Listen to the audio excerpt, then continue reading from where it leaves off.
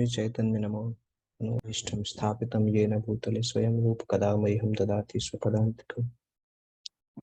नमो विष्णुपादाय कृष्णपृष्ठाय भूतले श्रीमते भक्तिवेदांत स्वामी नामिने। नमस्ते सारस्वती देवी गौरवाणी प्रचारिणे निर्विशेष शून्यवादी पाश्चात्य देशतारिणे। जय श्री कृष्ण चैतन्य प्रभु नित्यानंद श्री अद्वैत गदाधर श्रीवासादि गौर भक्तवृंद। हरे कृष्ण कृष्ण कृष्ण हरे हरे, हरे राम राम राम हरे हरे। तो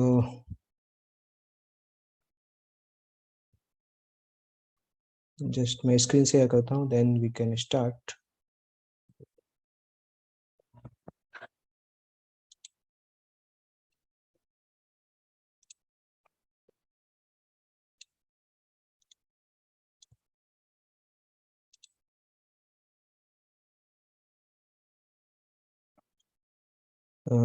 आप लोगों को स्क्रीन दिखाई दे रही है अभी? ये अभी नहीं दिखाई देनी चालू है? दिखाई दे रही कोई? ओके, तो आज हम कैंटो 1 चैप्टर 4 स्टार्ट करना है। चैप्टर 4, चैप्टर 5, चैप्टर 6 जो है वो नारद और व्यास के शिष्य वेद व्यास जो है उनके संवाद के रूप में जाना जाता है। और अभी तक हमने 6 प्रश्न और 6 प्रश्नों के उत्तर हमने डिस्कस किए थे, परंतु वो प्रश्नों के उत्तर कंटिन्यू रहते हैं श्रीमद् भागवतम में, कई जगह पे वो आते हैं। तो उसके बाद शौनक ऋषि कुछ और प्रश्न पूछते हैं कि कौन कौन से प्रश्न पूछते हैं वो आज हम देखेंगे। बिगिनिंग में शौनक ऋषि के प्रश्न हैं और उन प्रश्नों के आंसर के लिए फिर श्रील सुत गोस्वामी इस अध्याय में पहले वर्णन करते हैं कि व्यास देव ने किस प्रकार से वेदों को कंपाइल किया, किस प्रकार से डिवाइड किया, अपने शिष्यों को टीच किया, सारे वेदों और पुराणों को अपने शिष्यों को टीच किया और टीच करने के बाद शिष्यों से बोला कि आप इस प्रकार से इस परंपरा को आगे बढ़ाइए। तो हर वेद पुराण जो भी है वो गुरु शिष्य परंपरा से आगे बढ़ता है। और हम देखते हैं कि जिस भी शास्त्र की परंपरा खत्म हो जाती है वो शास्त्र का प्रामाणिक रूप से बाहर आना बंद हो जाता है। ये नेचुरल भी है। श्रीमद् भागवतम भगवत गीता कैसे अभी तक कंटिन्यू है? क्योंकि इसकी गुरु शिष्य परंपरा कंटिन्यू है। अगर गुरु शिष्य परंपरा ब्रेक हो जाती है तो वो शास्त्र फिर समाज के लिए आगे नहीं बचता है। और भी हम देखते हैं ब्राह्मणों में भी बहुत सारे ऐसे डिवीजन होते थे। कुछ ब्राह्मण स्पेसिफिक आयुर्वेद सिखाते थे, कुछ ब्राह्मण धनुर्वेद सिखाते थे। तो सबकी परंपरा आती है और वो परंपरा नारद मुनि, यहाँ पे इस अध्याय में हम देखेंगे व्यास देव ने अपने शिष्यों को बोला कि आप इन सबको परंपराओं में सिखाइए। तो गुरु शिष्य परंपरा तो हर में हमेशा आवश्यक है। वेदों के किसी भी ज्ञान के लिए गुरु शिष्य परंपरा की आवश्यकता है कि केवल शास्त्र को, वेदों को पीडीएफ्स पढ़ के नहीं सीख सकते हैं, वो परंपरा में आने के बाद ही सीख सकते हैं। जैसे भगवत गीता भागवतम सीखने के लिए आपको प्रामाणिक परंपरा में आना जरूरी है, वैसे ही कोई भी वैदिक ज्ञान सीखने के लिए आपको उसकी जो प्रामाणिक परंपरा चली आ रही है उसमें आप जाएंगे तो सीख पाएंगे। और लोग आजकल इसीलिए नहीं सीख पा रहे हैं क्योंकि कलयुग के प्रभाव में बहुत सारी ऐसी परंपराएं नष्ट हो चुकी है, इस संसार से गायब हो चुकी हैं कलयुग के प्रभाव में, जो पहले एग्जिस्ट करती थी परंतु धीरे धीरे खत्म हो गई। अभी भी हम जाते हैं तो कुछ कुछ ऐसे ब्राह्मण मिलते हैं, वेद पाठी ब्राह्मण, जो कि परंपरा में सीखे हैं कृष्ण यजुर्वेद, शुक्ल यजुर्वेद। तो वो सभी परंपरा में सीखेंगे तभी उसके वास्तविक मतलब को समझ पाएंगे, अदरवाइज नहीं समझ पाएंगे। तो शौनक ऋषि प्रश्न करते हैं, फिर व्यासदेव का डिस्क्रिप्शन आता है और व्यासदेव सब कुछ कंपाइल करने के बाद भी जब डिससेटिस्फाइड रहते हैं तब नारद मुनि उनके सामने आते हैं। और फिर 5वें और 6वें अध्याय में नारद मुनि और व्यासदेव के बीच में संवाद है। तो 6 प्रश्न खत्म होने के बाद शौनक ऋषि कुछ कुछ और प्रश्न कर रहे हैं।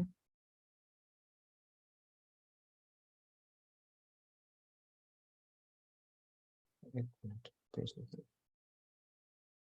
हाँ,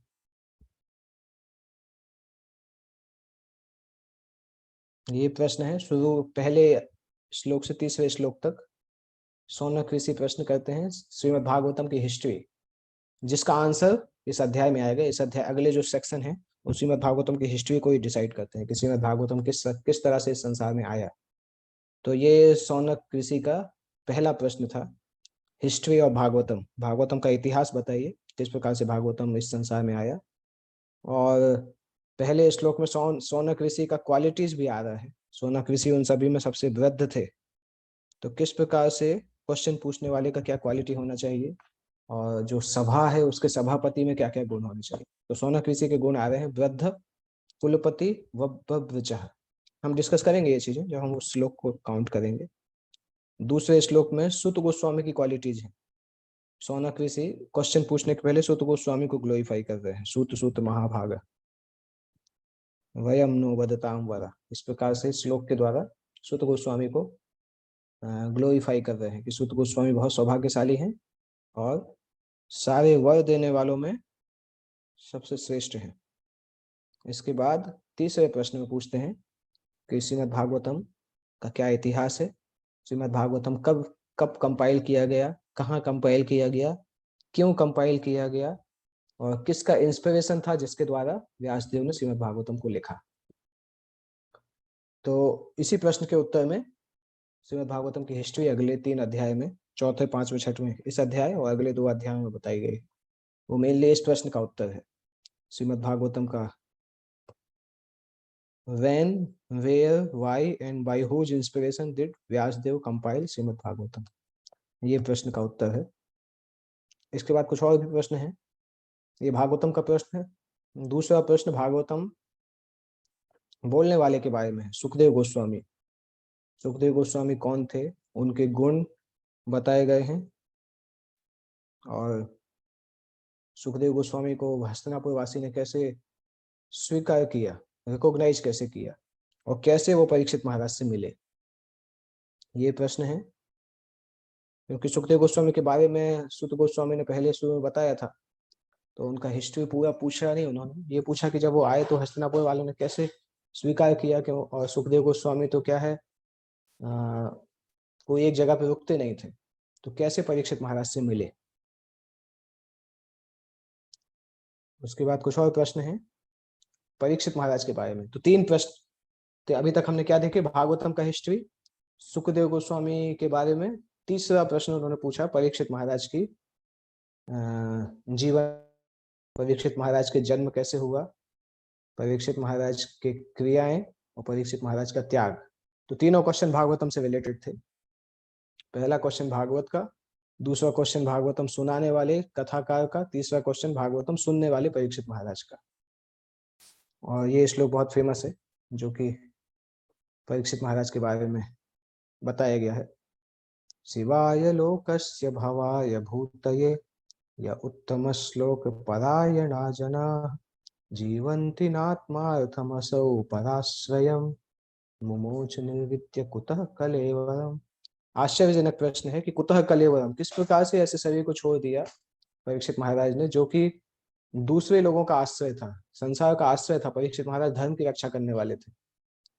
और शिवाय लोकस्य भवाय भूतये, पूरे संसार में, भव में, पूरे संसार में लोगों के लिए बहुत शुभ था परीक्षित महाराज का इस संसार में रहना, बहुत शुभ था सभी लोगों के लिए। तो उन्होंने अपने शरीर का त्याग क्यों किया, तो ये प्रश्न इन्होंने पूछे। और उसके उत्तर में फिर एक मिनट कुछ, उसके उत्तर में फिर सबसे पहले भागवतम का हिस्ट्री सुनाना चालू किया और भागवतम के बैकग्राउंड के बारे में बताया कि व्यासदेव ने अपने मेडिटेशन में देखा कि कलयुग में क्या क्या गुण हैं, और बहुत देर तक चिंतित रहे कि कलयुग के लोगों का कैसे भला किया जाए। उसके बाद उन्होंने एक वेद को 4 भागों में डिवाइड किया, और हिस्ट्रीज, ऑथेंटिक स्टोरीज और महाभारत, जिसको 5वां वेद बोला जाता है, इस तरह से उन्होंने वेदों को डिवाइड किया और फिर हिस्ट्रीज को लिखा, रामायण महाभारत को लिखा और अपने शिष्यों को टीच किया। ऋग्वेद उन्होंने टीच किया पाइल ऋषि को, सामवेद जैमिनी ऋषि को, यजुर्वेद वैशंपायन ऋषि को, अथर्ववेद अंगिरा ऋषि को, और रोमहर्षण जो कि सुत गोस्वामी के पिता है, व्यासदेव के शिष्य थे। सुत गोस्वामी जो कि भागवत सुना रहे हैं अभी, इनके पिता जो थे, इनको पुराण और हिस्ट्रीज, पुराण और इतिहास उनको सिखाए, और 4 वेद अपने 4 शिष्यों को सिखाए, और इन सभी को बोला कि आप अपने शिष्य बनाइए और इस ज्ञान का प्रकाश करिए समाज में। उसके बाद व्यासदेव के कंपैशन के बारे में बताया गया है, किस प्रकार से व्यासदेव बहुत सब कुछ करने के बाद कलियुग के जीवों के लिए बहुत कंपैशनेट थे, परंतु इतना सब करने के बाद भी व्यासदेव संतुष्ट नहीं थे। उनके एफर्ट्स के बारे में बता रहे हैं, व्यासदेव खुद ही सोच रहे हैं कि मैंने तो कितने अनुशासित तरीके से शपथ ली है, वेदों की पूजा की है, गुरु की पूजा की है, परंतु उसके बाद भी मैं इनकम्प्लीट क्यों फील कर रहा हूँ। और व्यासदेव स्वयं ही भगवान के अवतार हैं, इसलिए उनको थोड़ा सा तो इंडिकेशन खुद भी हो गया था। हो सकता है मैंने भक्ति के बारे में कुछ इतना ज्यादा डायरेक्टली नहीं लिखा है, क्योंकि भक्ति परफेक्ट बीइंग्स, मतलब जो शुद्ध हो चुके हैं उनके लिए भी परफेक्ट है, और जो लोग जो शुद्ध हो गए उनके लिए भी परफेक्ट है, भगवान को भी बहुत प्रिय है। तो ये व्यासदेव को समझ में आया, और कंटेम्पलेट कर रहे थे उसी समय नारद मुनि आते हैं वहां पे, और व्यासदेव नारद मुनि को रिसीव करते हैं, और नारद मुनि को रिसीव करते में ये चैप्टर कंप्लीट हो जाता है। और उसके बाद फिर अगले अध्याय में नारद मुनि उनको शिक्षा देना प्रदान करते हैं। तो ये इस अध्याय का समरी है, और अभी हम पहले श्लोक से स्टार्ट करेंगे इसको।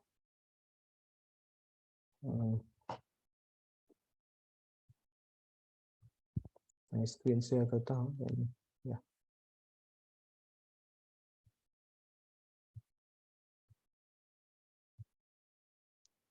ओके, ये है श्री नारद का प्राकट्य।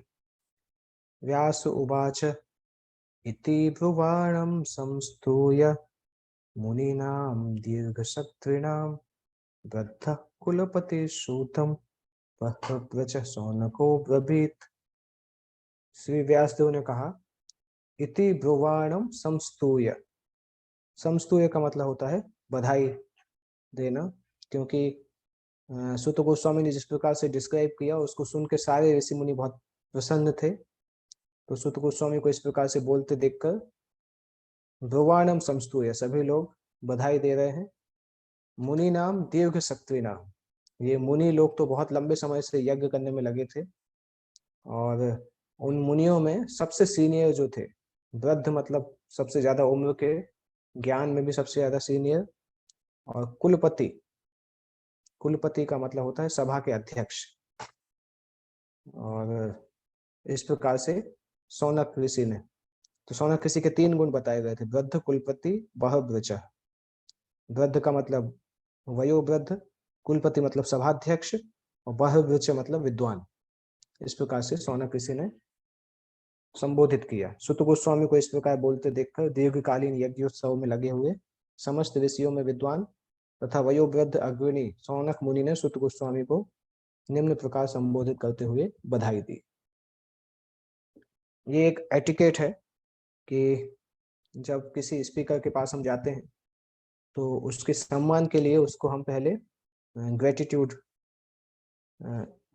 कृतज्ञता हम प्रकट करते हैं, उसको बधाई देते हैं कि आप कितने अच्छे से हमें ये बता रहे हैं।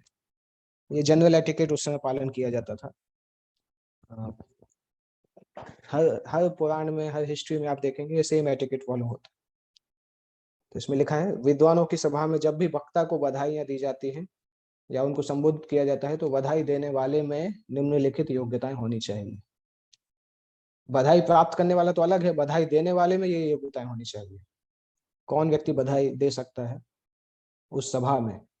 सबसे पहला है सभा का अग्रणी, सभा अध्यक्ष जो है वो बधाई देता है, और वो व्यक्ति ज्येष्ठ भी होना चाहिए। ज्येष्ठ मतलब आयु से भी बड़ा होना चाहिए, और विद्वान भी होना चाहिए।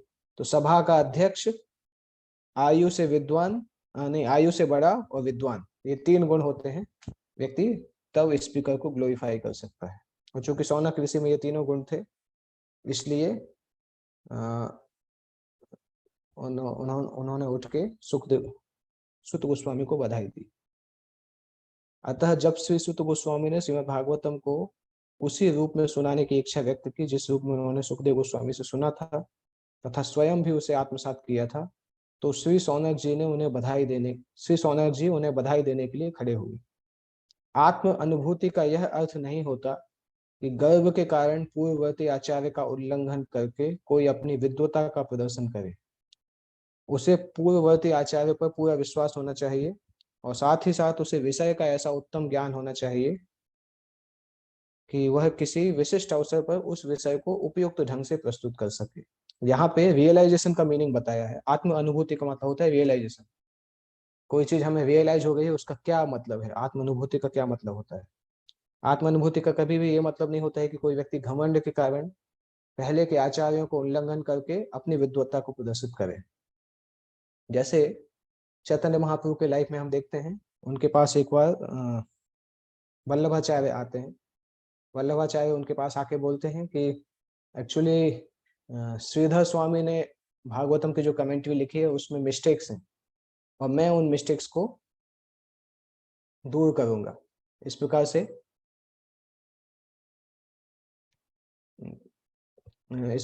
श्रील कौन वल्लभाचार्य ने इस प्रकार से बताया। और जब वल्लभाचार्य इस प्रकार से बताते हैं तो चैतन्य महाप्रभु नाराज हो जाते हैं, क्योंकि क्या हुआ था, चैतन्य महाप्रभु का श्रीधर स्वामी को आप सभी जानते होंगे। श्रीधर स्वामी जो है वो भागवत के मुख्य मुख्य कमेंटेटर है। श्रीधर स्वामी भागवतम के सबसे पहले कमेंटेटर हैं और उनको ही फॉलो करते हुए बाकी लोगों ने भागवतम पे कमेंट्री लिखा है। ओके, मेरा कैमरा कैमरा ऑफ हो गया है ना, पता नहीं कैसे। Just minute.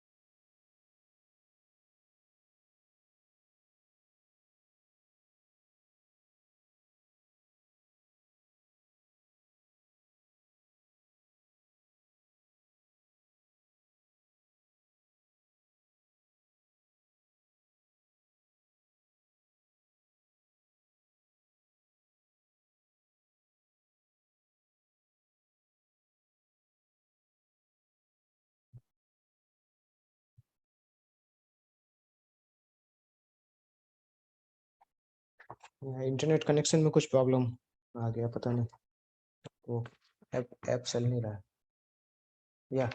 तो जस्ट स्क्रीन एक बार।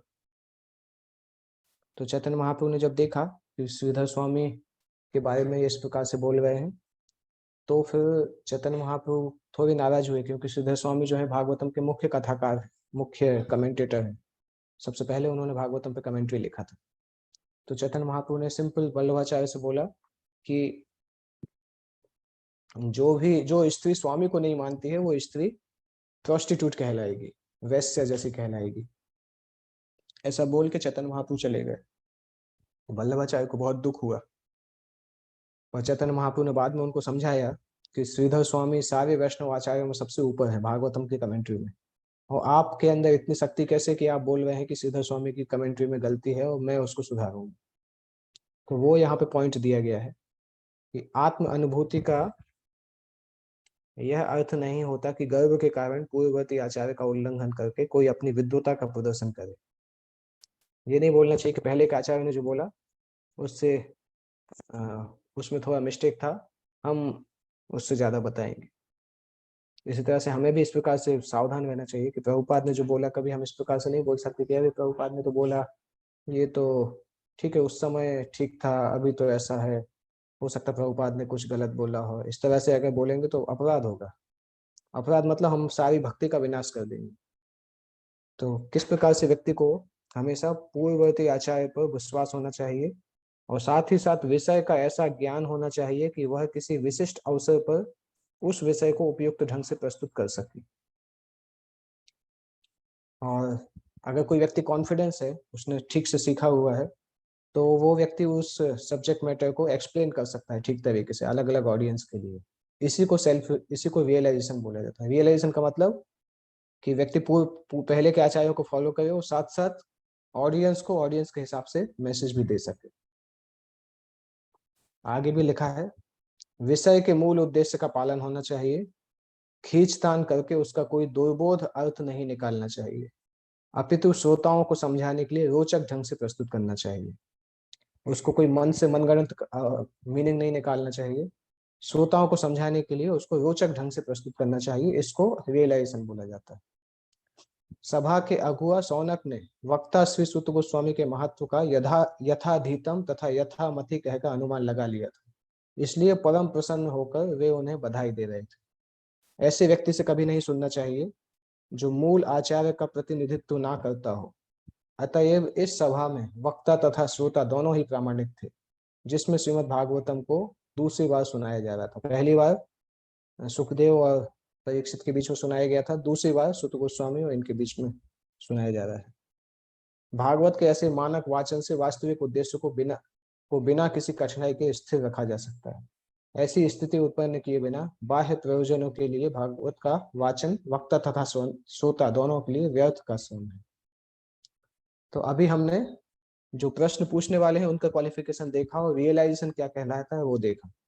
अभी नेक्स्ट हम देखेंगे कि भागवत कथाकार के अंदर क्या क्या गुण होने चाहिए। शौनक उवाच सूत सूत महाभाग वदनो वदताम वर कथाम भागवतीम पुण्याम यत आह भगवान सुखः। सूत सूत महाभाग वदनो वदताम वर। तो गोस्वामी जो बोल सकते हैं तथा सुन सकते हैं उन सभी में आप सबसे ज्यादा भाग्यशाली तथा सम्माननीय है। महाभाग का मतलब महान भाग्यशाली। और वदतो वदताम वरा, बोलने वालों में आप सबसे आदरणीय है। कृपा करके श्रीमद् भागवतम की पुण्य कथा कहें जिसे महान तथा शक्ति संपन्न ऋषि सुखदेव गोस्वामी ने सुनाई थी। तो दो गुण हमने देखे थे, महाभाग और वदताम वरा। और यहाँ पे शौनक ऋषि इतने खुश हैं सुत गोस्वामी के प्रेजेंटेशन से कि दो बार उनको बोल रहे हैं सुत सुत, हे सुत गोस्वामी। शौनक गोस्वामी प्रसन्नता के कारण सुत गोस्वामी को दो बार सुत सुत कहकर संबोधित करते हैं, क्योंकि वे स्वयं तथा सभा के सारे लोग सुखदेव गोस्वामी द्वारा कहे गए श्रीमद् भागवत के पाठ को सुनने के लिए उत्सुक थे। वे किसी ऐसे नकली व्यक्ति से नहीं सुनना चाहते थे जो निजी स्वार्थ के लिए अपने ही ढंग से व्याख्या करे। सामान्य रूप से भागवत के तथाकथित वाचक या तो पेशेवर वाचक होते हैं या तथाकथित विद्वान निर्विशेषवादी होते हैं, जो परम पुरुष की सविशेष दिव्य लीलाओं में प्रवेश नहीं पा सकते। ऐसे निर्विशेषवादी अपनी रुचि के अनुसार, निर्विशेषवाद का मतलब होता है कि वो समझते हैं कि आध्यात्मिक संसार में कुछ भी विशेष नहीं है, सब कुछ निर्विशेष है, कुछ रूप नहीं है। तो निर्विशेषवादी जो तथाकथित कथावाचक होते हैं वो भगवान भागवत को बताने के बाद भी भगवान की लीलाओं में प्रवेश नहीं कर पाते। ऐसे निर्विशेषवादी अपनी अपनी रुचि के अनुसार निर्विशेषवादी मत का समर्थन करने वाले कोई ना कोई अर्थ निकालते हैं। और जो प्रोफेशनल रिसाइटर हैं वो तो सीधे दसम स्कंद पर पहुंचते हैं और भगवान की लीलाओं के सबसे गुह्यतम अंश की गलत व्याख्या करते हैं। और इनमें से कोई भी वाचक भागवत सुनाने का अधिकारी नहीं। केवल ऐसा व्यक्ति जो सुखदेव गोस्वामी की तरह भागवत प्रस्तुत करने को तैयार हो तथा केवल वे लोग जो सुखदेव गोस्वामी तथा उनके प्रतिनिधि से सुनने को तैयार हो श्रीमद् भागवत की दिव्य चर्चा के प्रामाणिक भागीदार हैं। अभी प्रश्न कर रहे हैं, कस्मिन् युगे प्रवृत्तेयं स्थाने वा केन हेतुना कुतः संचोदितः कृष्ण कृतवान संहितां मुनिः। कस्मिन् युगे प्रवृत्तेयं, किस युग में इस भागवत को बनाया गया था। स्थाने, कौन से स्थान पर इसको लिखा गया था। केन, केन मतलब किस कारण से, किस हेतु से। केन हेतुना मतलब किस कारण से इसको लिखा गया था। और कुतः, कुतः संचोदितः, कहाँ से इसको लिखने की प्रेरणा मिली, वेद व्यास को कहाँ से लिखने की प्रेरणा मिली। तो 4 प्रश्न हैं। कस्मिन युगे मतलब किस समय में, किस युग में लिखी गई। स्थान है मतलब किस स्थान पे लिखी गई। केन हेतु मतलब किस कारण से लिखी गई। कुतः संचोदिता है मतलब किसने इंस्पायर किया व्यासदेव को ये लिखने के लिए। तो इस प्रकार से प्रश्न है इसमें। चूंकि भागवत श्रील व्यासदेव की विशिष्ट कृति है, इसलिए विद्वान शौनक मुनि अनेक प्रकार के प्रश्न कर रहे हैं। उन्हें ज्ञात था कि व्यासदेव श्रील व्यासदेव अल्पज्ञ स्त्रियों, शूद्रों तथा द्विज परिवारों के पतित जनों को समझाने के लिए वेदों से लेकर महाभारत तक की पहले ही व्याख्या कर चुके हैं। श्रीमद् भागवत उन सबों में दिव्य है क्योंकि इसमें कुछ भी संसारी नहीं है। इसलिए पूछे गए प्रश्न अत्यंत बुद्धिमत्तापूर्ण और प्रासंगिक है। तो ये 4 प्रश्न, इसके बाद उनके पुत्र के बारे में प्रश्न।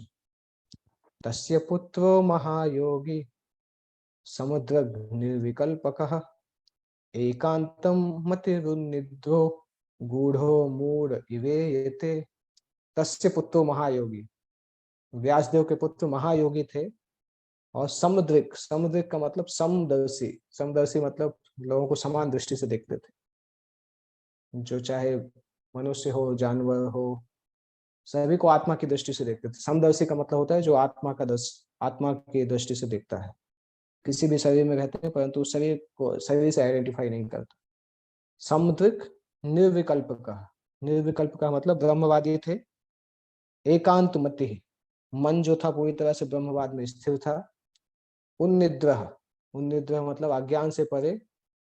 गूढ़, गूढ़ मतलब जिन्होंने अपने आप को कवर करके रखा है, बहुत ऊंची अवस्था में है, आध्यात्मिक अवस्था में, परंतु सामने वाले को देख के ऐसा लगता है कि नहीं ये तो पागल समान है। मूढ़ एवं, मूढ़ मतलब मूर्ख व्यक्ति के समान। व्यासदेव के पुत्र परम भक्त समदर्शी ब्रह्मवादी थे जिनका मन सदैव ब्रह्मवाद में केंद्रित रहता था। वह संसारी कर्मों से परे थे लेकिन प्रकट न होने के कारण अज्ञानी जैसे लगते थे।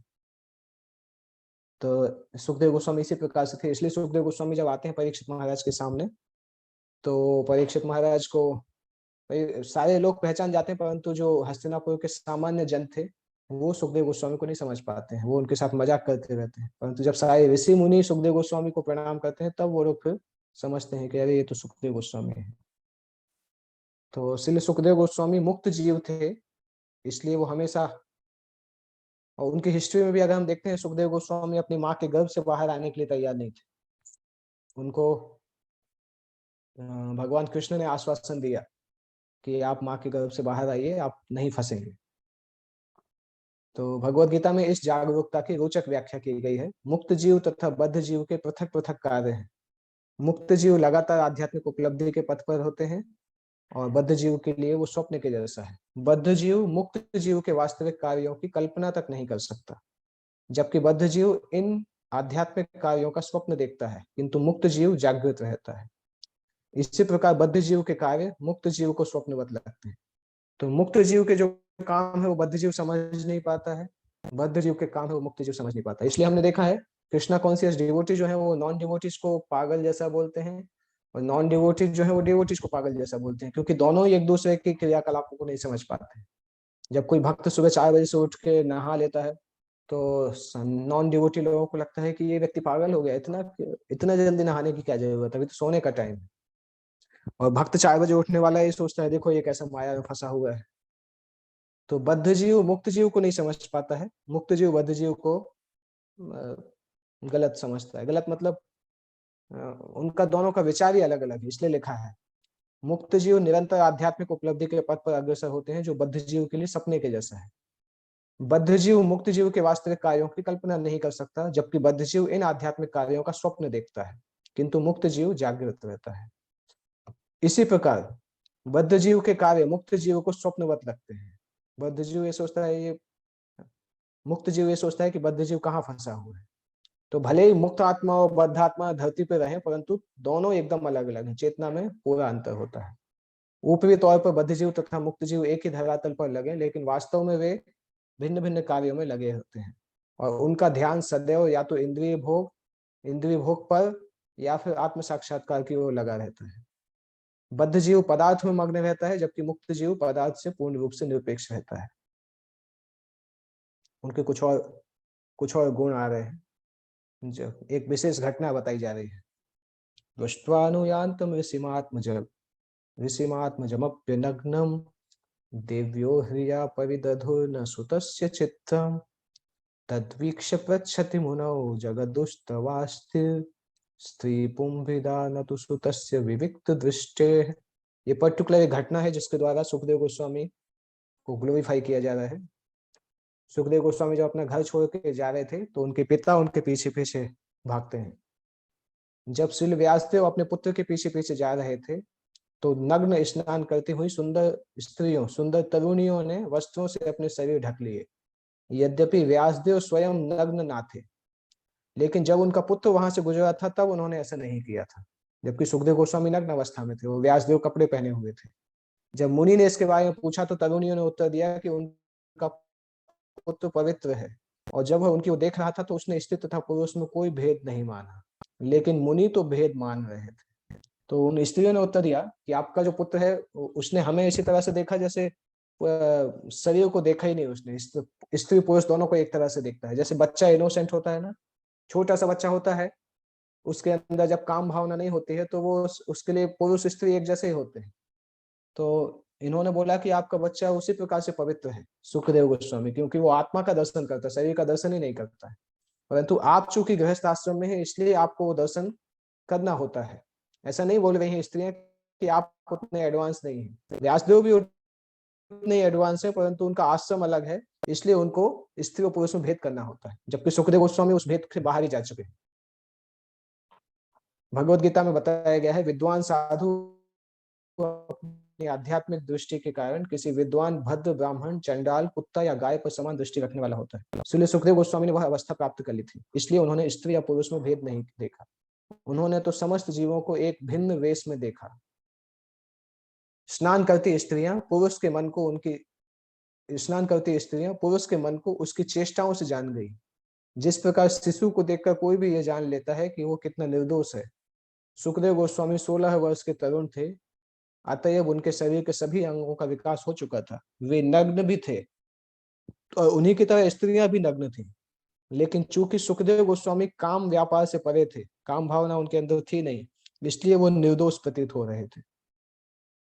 स्त्रियों के अंदर ये गुण होता है, वो पुरुष को देख के समझ जाते हैं कि पुरुष लस्टी है कि नहीं, इसलिए ये एक उनको सिक्स सेंस जैसा दिया जाता है स्त्रियों को, कि देख के पता चल जाता है। अगर कोई पुरुष को लगातार देखता है, स्त्री समझ जाती है कि ये काम भावना से देख रहा है। तो स्त्रियां अपने विशिष्ट गुणों से इसे तुरंत जान गई। इसमें लिखा है स्त्रियां अपने विशिष्ट गुणों से, ये उनको विशिष्ट गुण दिया जाता है। व्यक्ति के अगर कोई काम भावना से देखता है तो स्त्रियों को समझ में आ जाता है।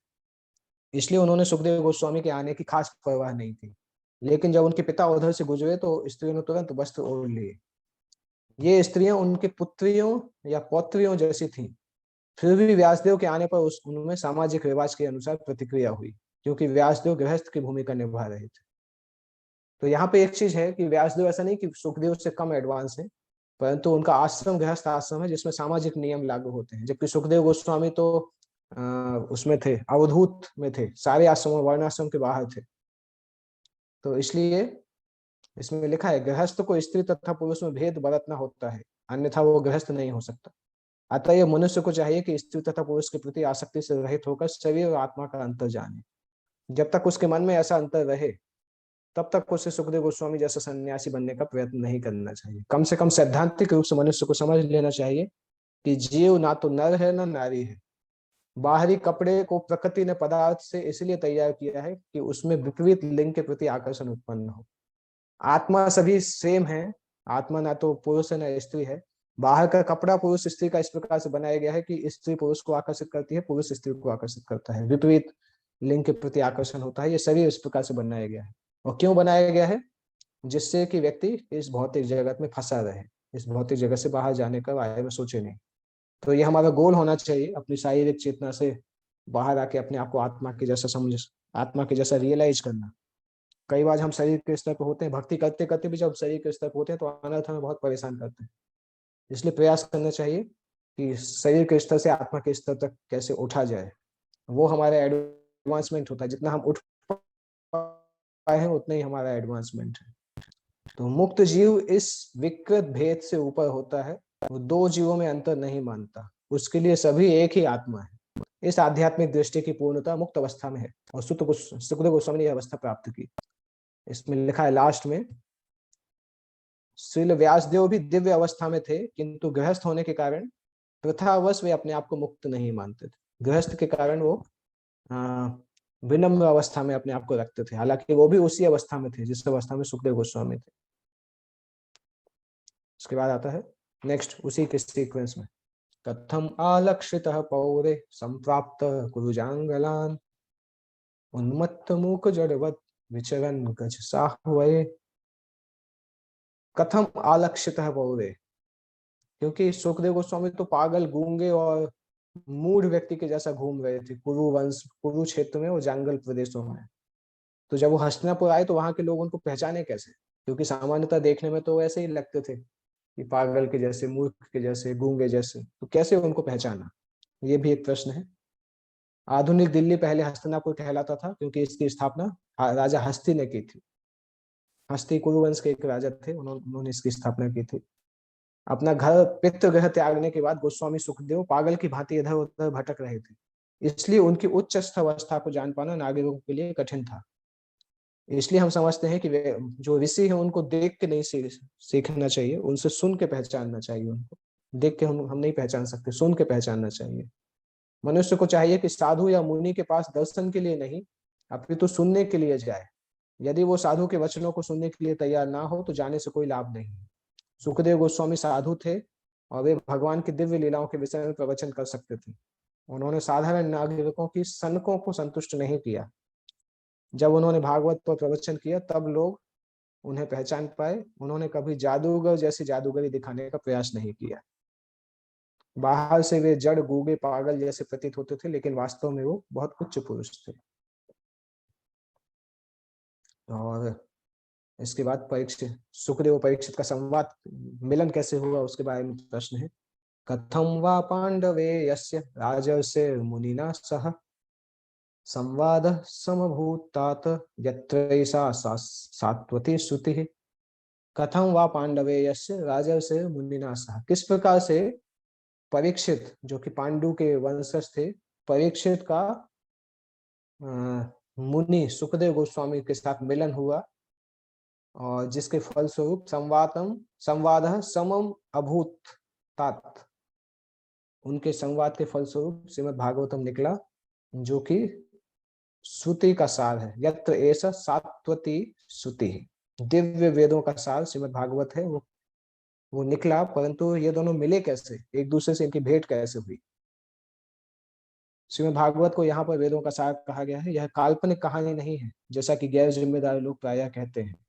इसे सुख संहिता अर्थात परम मुक्त मुनि सुखदेव गोस्वामी द्वारा कहा गया वैदिक स्तोत्र भी कहते हैं। अभी प्रश्न हो सकता है कि सुखदेव गोस्वामी तो एक जगह पे लंबा रहते ही नहीं थे, तो परीक्षित महाराज के पास 7 दिन तक कैसे रहे, अलग अलग जगह घूमते रहते थे, तो मिले कैसे और इतना लंबा रुके कैसे वहां पे। अगला श्लोक में वही आ रहा है, सगोदोहन मात्रम ही गृहेषु गृह मेधिनाम अवेक्षते महाभागस्तीर्थिकोवस्तदाश्रमम। सुखदेव गोस्वामी तो एक जगह पे रुकते ही नहीं थे, वो तो केवल गोदोहन मात्र न, गाय को दोहते समय जितना समय लगता है, गाय का दूध दोहन करने में जितना समय लगता है, उतना ही रुकते थे किसी गृहस्थ के घर पे। वे किसी गृहस्थ के द्वार पर उतनी ही देर रुकते जितने समय में गाय दूही जा सकती है। वे उस घर को पवित्र करने के लिए ही ऐसा करते थे।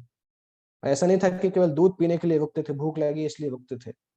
उस समय भी उनका ये होता था कि गृहस्थ को कैसे आध्यात्मिक जीवन में आगे ला सके, उसके घर को पवित्र करते थे।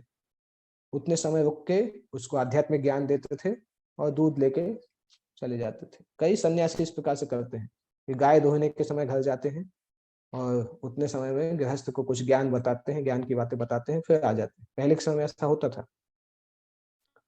सुखदेव गोस्वामी महाराज परीक्षित से मिले, उन्होंने श्रीमद् भागवत के मूल पाठ की व्याख्या कह सुनाई। वे किसी भी गृहस्थ के दरवाजे पर आधा घंटे से अधिक नहीं रुकते थे और भाग्यशाली गृहस्थ से भिक्षा प्राप्त करते थे। तो कभी अगर साधु किसी के घर पे आते हैं तो गृहस्थ को इस प्रकार से नहीं सोचना चाहिए कि मैं तो साधुओं को वो किया, कृपा किया। सुखदेव गोस्वामी जैसे सुखदेव गोस्वामी आपको बता रहे हैं कि किसी के घर पे आके भाग्यशाली गृहस्थ से भिक्षा प्राप्त करते थे, अपनी उपस्थिति से घर को पवित्र करते थे। इसलिए सुखदेव गोस्वामी ऐसे आदर्श उपदेशक हैं जो दिव्य पद पर स्थित हैं। जो लोग संन्यास आश्रम में हैं और भगवान के संदेश का उपदेश करने के लिए प्रतिबद्ध हैं, उनके कार्यों से उन्हें यह सीखना चाहिए कि दिव्य ज्ञान प्रदान करने के अतिरिक्त गृहस्थों से उनका कोई सरोकार नहीं है। जो साधु पुरुष हैं वो गृहस्थ के घर पे जाते हैं उनको दिव्य ज्ञान प्रदान करने के लिए, ऐसा नहीं कि भोग करने के लिए।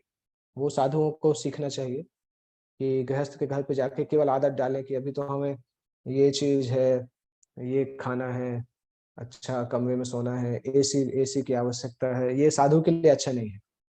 उसका केवल एक कार्य होना चाहिए कि घर को उनको आध्यात्मिक ज्ञान देना और घर को पवित्र करना। गृहस्थ से भिक्षा मांगने का उद्देश्य उसके घर को पवित्र करना होना चाहिए। जिस मनुष्य ने संन्यास ग्रहण कर लिया है उनको चाहिए कि वो गृहस्थ की सांसारिक संपन्नता से आकर्षित होकर सांसारिक मनुष्यों का गुलाम ना बन जाए।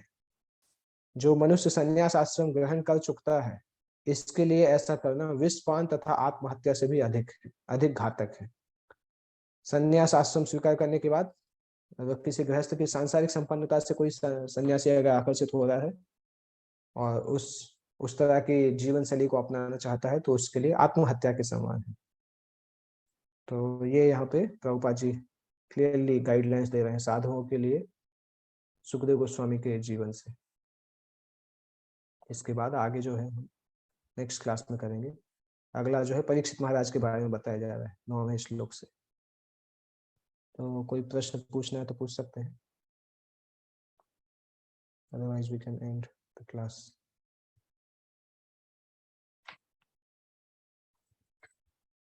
Okay, so next week हम करेंगे क्लास। जगत गुरु श्री प्रभुपाद की जय। निताई गौर प्रेमानंद।